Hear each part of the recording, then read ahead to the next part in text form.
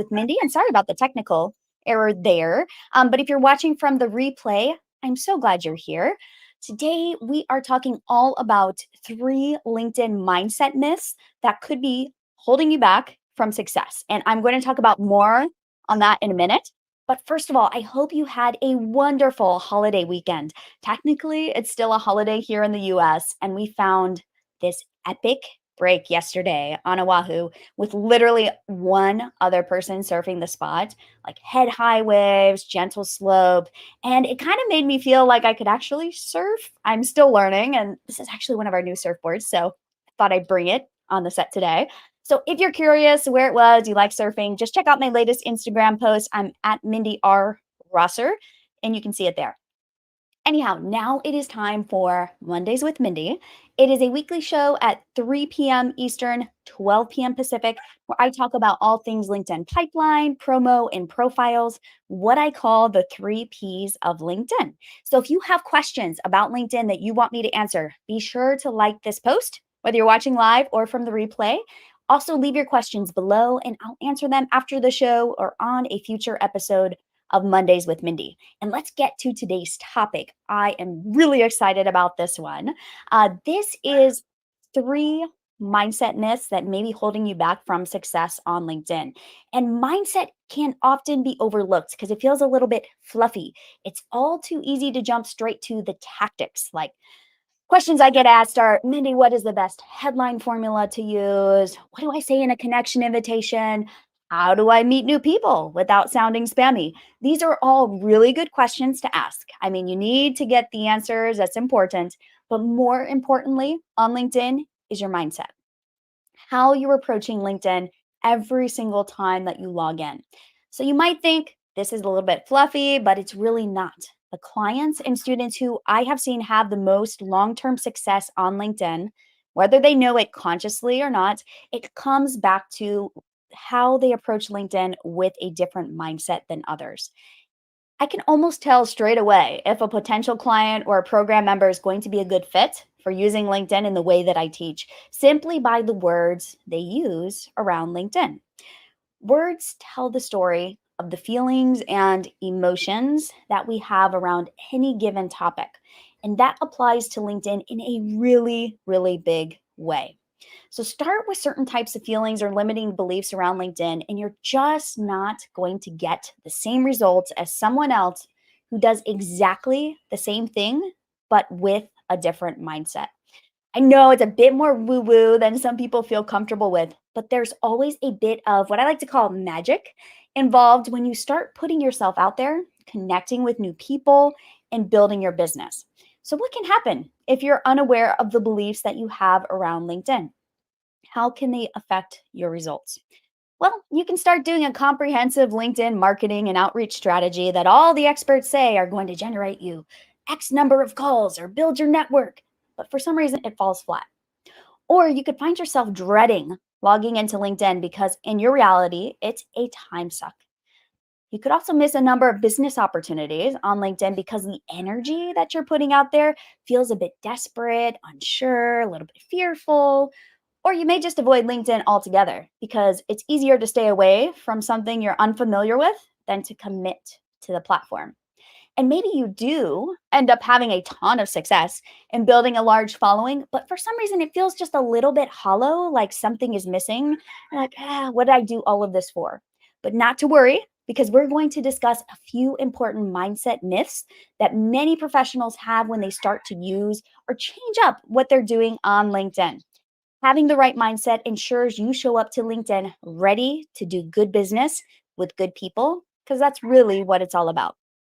The best part is, all you need to know is which mindset myth is holding you back and how to bust it. All right, so for those who don't know me, aloha, my name is Mindy Rosser.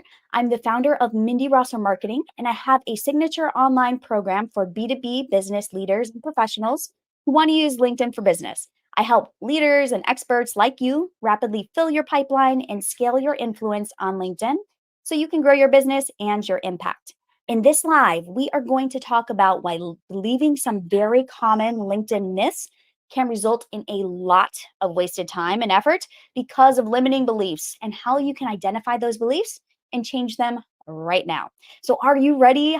Let's do this. Remember, go ahead and like this post, whether you're live or you're watching from the replay, to give it some social love. All right, so a common mistake I see quite often with many business owners and leaders is not even realizing that they have limiting beliefs around using LinkedIn. Social media in general is highly charged, and it really shouldn't be, in my opinion. But there's this belief that it's addicting, that it's pointless, that it's a waste of time, that we simply get sucked in and cannot extract ourselves from it. There's all this talk about going on a 30-day social media detox as if we're intoxicating ourselves in a very harmful way. You've probably even seen the Netflix documentary about how diabolical the Mark Zuckerbergs of the world are. They're trying to take over our brains. In my experience and many of my clients, this just does not apply for everyone on LinkedIn. There's something really unique about LinkedIn as opposed to a place like Instagram, TikTok, Twitter, Facebook, Clubhouse, fill in the blank. LinkedIn is different. The problem is that so many people lump LinkedIn into that intoxifying social media bucket. So that label in itself is the problem. And LinkedIn really is the place where professionals like you and me come to network with each other, explore doing good business with other good people, and focus on creating a better workplace and environment for ourselves and others.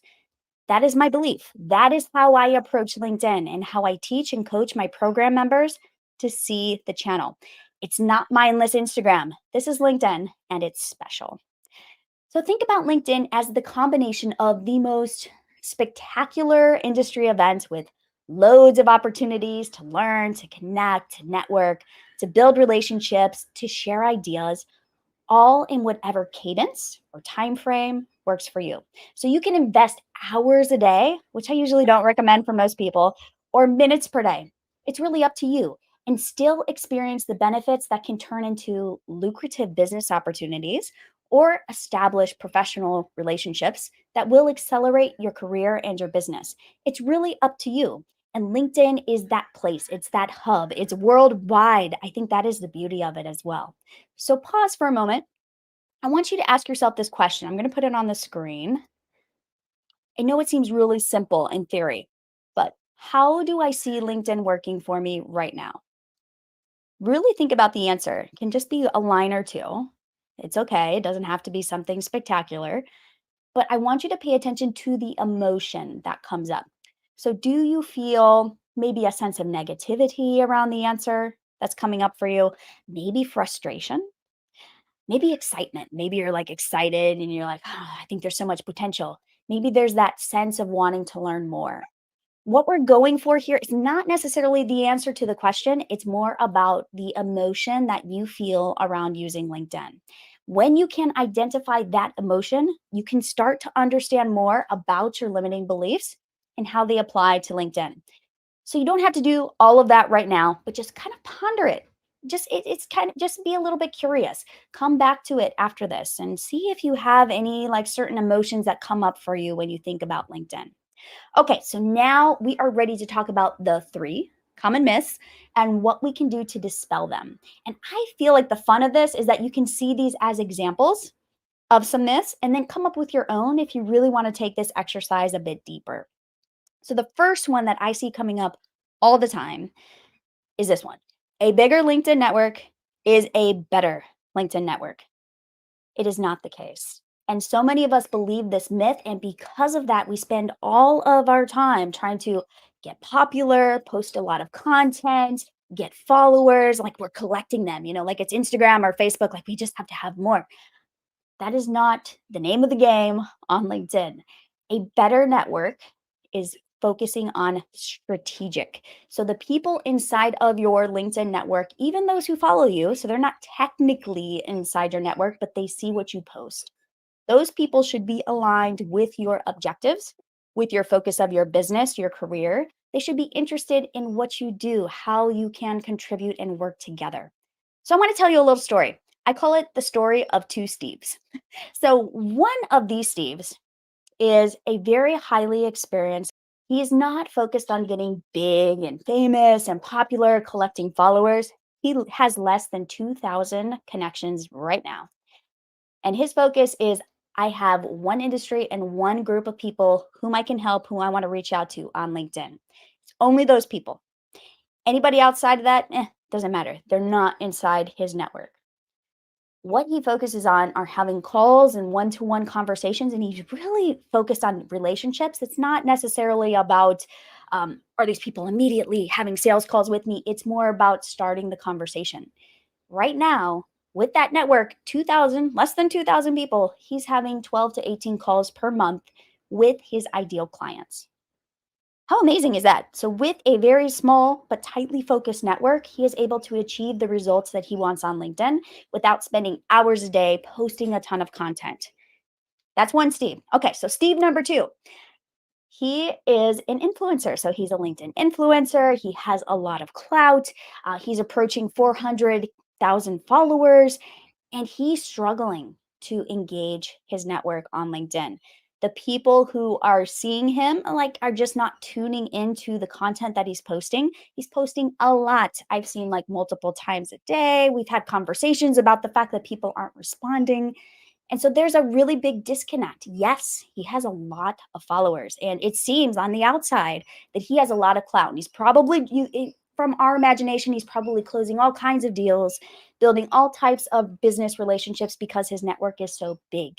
The problem is the people in his network aren't connecting with him, and either his messaging is off or he's just attracted the wrong types of people and doesn't know how to engage them.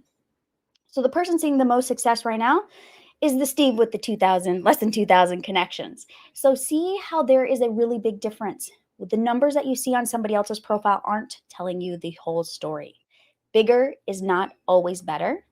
Strategic and aligned is best. So think about how this applies to you. I know it's easy for me to get sucked in, and you look at the numbers, you're like, I need to have more. I need to get to that next benchmark. It's not necessarily about having more. It's making sure that the people you do have are aligned with where you are now, how you can help them, engaging them in your DMs, and so many other beautiful things that can happen with an engaged network. Okay, so let's jump to number two, which is to get results on LinkedIn. I need to invest a lot of time. So, for some of us, we see other people on LinkedIn that are spending hours. You look at their feed and you're like, do they do anything besides comment on posts on LinkedIn or write really, really, really long posts on LinkedIn? You wonder if they do anything else.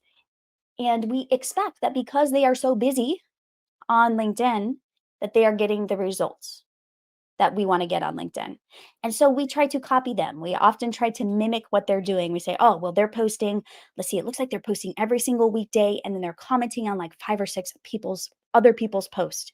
I have to do that too. And so we start kind of hodgepodging all of these busy activities, trying to get results, not realizing that those activities don't necessarily lead to the results that we want. Yes, it's making us busy. Yes, it makes us feel like we're engaging on LinkedIn, but are they the right activities? That is the key. Like when you understand and you know which activities drive the results that you want, all you have to focus on are those activities. And the funny thing is, you don't have to do as much as you often think you have to do. So don't just try to copy somebody that looks very popular or says, yeah, I'm having the people, especially the people that brag and say, I'm having like 30 calls a month with my ideal prospects and it's because of LinkedIn. That story is not always all of the story. So don't believe on the surface necessarily what people say. And then there's also the caveat, do you actually want to have the same type of business that they have? Everybody has a different business model. So matching your LinkedIn activity to that business model is really important. For example, I worked with an executive. He has a very, very busy schedule, about 3 months of the year where it is just crunch time, proposals and RFPs, all of that is happening.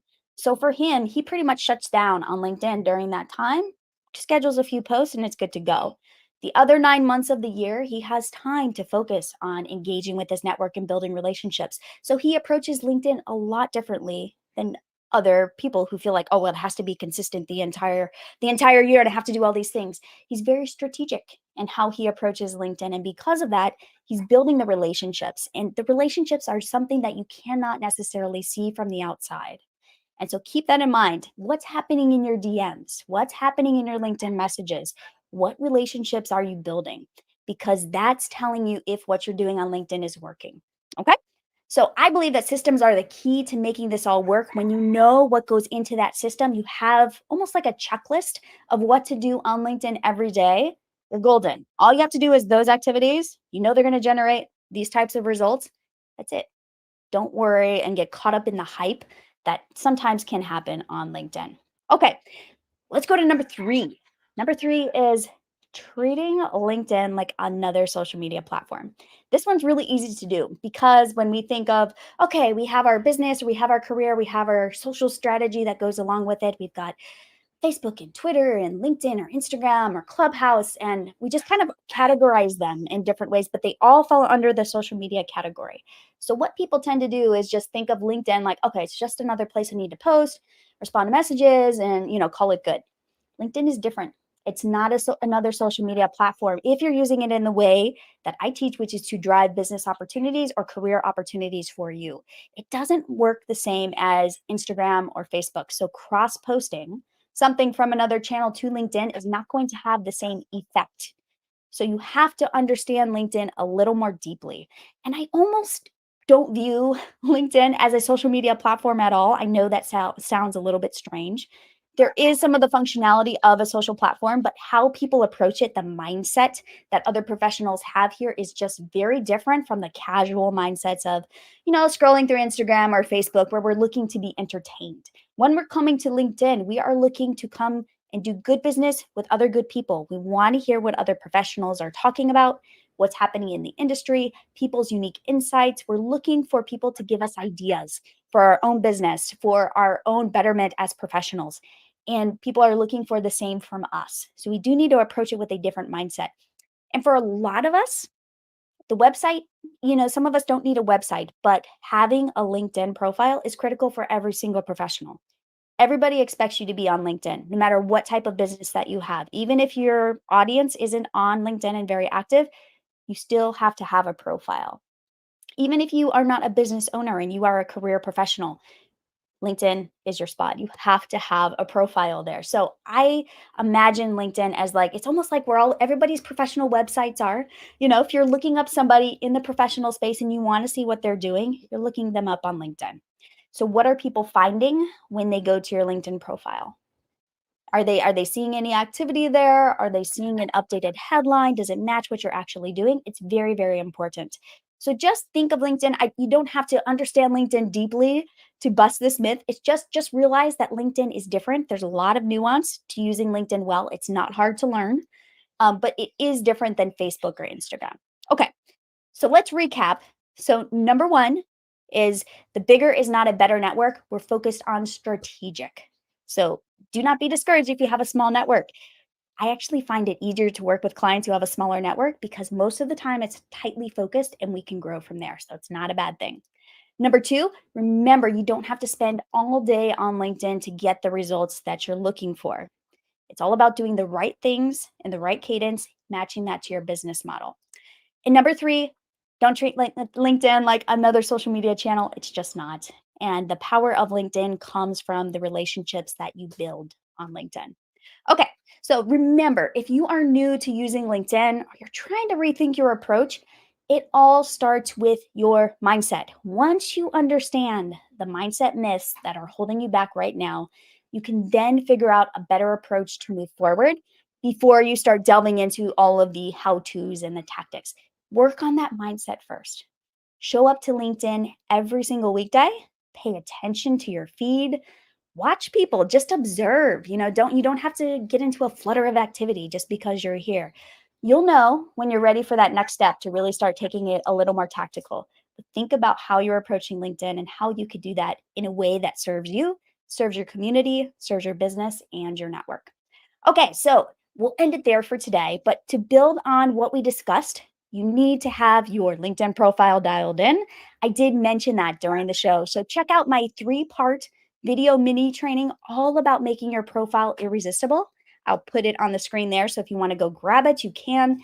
It's jam-packed with templates, examples, and a step-by-step approach to optimizing your headline, what to do with your about section, plus how to make your experience section shine. So it's a really great resource. I'm getting some fantastic feedback on it, and watching people change their profiles and starting to see results is just amazing.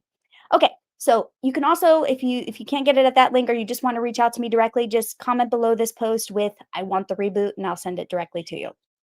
Next week on Mondays with Mindy, we are going to have a special guest join us to talk about CSR and doing good business. So, this is a little different than our normal, but it should be a lot of fun. So, I hope you can join us. Feel free to leave any questions or comments below, and my inbox is open if you want to message me directly. Have a fantastic week ahead, and I will see you next week. Bye for now.